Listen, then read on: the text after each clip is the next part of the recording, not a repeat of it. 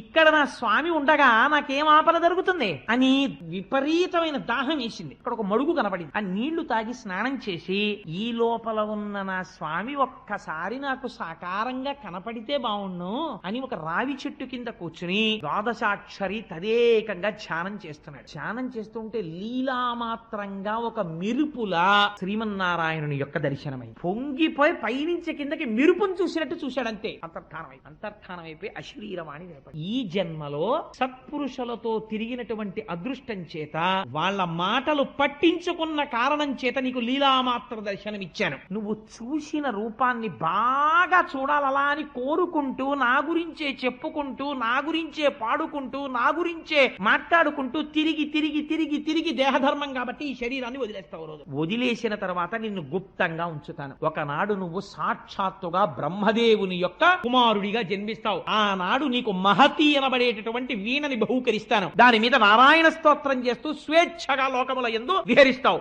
నీకు కానుకనిస్తున్నానన్నాడు శ్రీమన్నారాయణుడు. ఆనాడు శ్రీమన్నారాయణుణ్ణి దర్శనం చేస్తూ తిరిగి తిరిగి దేశమంతటా తిరిగి స్వామి గురించి చెప్పుకుని దేహధర్మం గనక ఒకనాడు ఈ శరీరం వదిలిపెట్టేశాను. వదిలిపెట్టేసి సంతోషంగా బ్రహ్మగారి దగ్గరికి వెళ్ళిపోయాను. మళ్ళీ కల్పాంతం అయిపోయిన తర్వాత చతుర్ముఖ బ్రహ్మగారు సృష్టింపబడ్డాడు నారాయణుడి నాభికమలంలోంచి. మొట్టమొదట ప్రజాపతుల్ని సృష్టించినప్పుడు చతుర్ముఖ బ్రహ్మగారు నన్ను సృష్టించాడు. నాకు మహతి అన్న వీణనిచ్చాడు. ఆ వీణ సర్వకాలముల యందు భగవంతుడికి సంబంధించిన స్తోత్రమే పలుకుతుంది. నేను ఆ నారాయణ నామము చెప్పుకుంటూ లోకములంతటా స్వేచ్ఛగా తిరిగేస్తుంటాను. నేను వైకుంఠానికి వెళ్ళిపోతాను, కైలాసానికి వెళ్ళిపోతాను, సత్యలోకానికి వెళ్ళిపోతాను. ఏ ఊరు పడితే ఆ ఊరు వెళ్ళిపోతాను. ఎక్కడికి వెళ్ళినా లోక సంక్షేమమును ఆవిష్కరిస్తాను. భగవత్ శక్తి గురించి మాట్లాడతాను. అది తప్ప ఇంకొకటి నాకు రాలేదు. వ్యాస, నేను ఇవాళ ఇంతటి వాణ్ణి ఎందువల్ల అవగలిగాను? ఒకనాడు దాసీపుత్రుడనైన నాకు నలుగురు సన్యాసులు ఉపదేశించినటువంటి జ్ఞానము ఇవాళ నన్ను ఈ స్థితికి తెచ్చింది. ఉత్తర జన్మలో, రెండో జన్మలో నారదుడిని అయిపోయాను. నువ్వు భాగవతాన్ని భగవత్ కథని చెప్పగలిగితే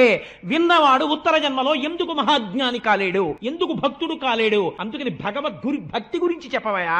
ఎందుకు చెప్తావు ధృతరాష్ట్రుడి గురించి? ఎందుకు చెప్తావు దుర్యోధనుడి గురించి? చెప్పకపోయినా వాళ్ళకి తెలుసు అవన్నీ. అందుకని భక్తి గురించి చెప్పు. భక్తికి ఆలవాలమైన భాగవతమును రచించు అంటే ఆనాడు మహానుభావుడు వ్యాస భగవానుడి మాటలు విని పొంగిపోయి, సహవాస్ నారదా, ఎంత గొప్ప మాట చెప్పావయ్యా. ఇప్పుడు నేను భగవంతుడి గురించి, భగవంతుడి విశేషముల గురించి, ఈ బ్రహ్మాండముల ఉత్పత్తి గురించి, ఆయన్ని నమ్ముకున్న భాగవతుల గురించి, ఈశ్వరుడు వాళ్ళ వెంట ఎలా పరిగెత్తినటువంటి వృత్తాంతముల గురించి నేను రచన చేస్తాను. ఇది ఎవరు చదువుతారో, ఎవరు వింటారో వాళ్ళు నారదుడు తరించిపోయినట్టు తరించిపోతారు. అటువంటి భాగవతాన్ని రచన చేయడం ప్రారంభిస్తున్నానని ఆచమనం చేసి కూర్చుని తన ఆశ్రమంలో భాగవత రచన ప్రారంభము చేశాడు వ్యాస భగవానుడు.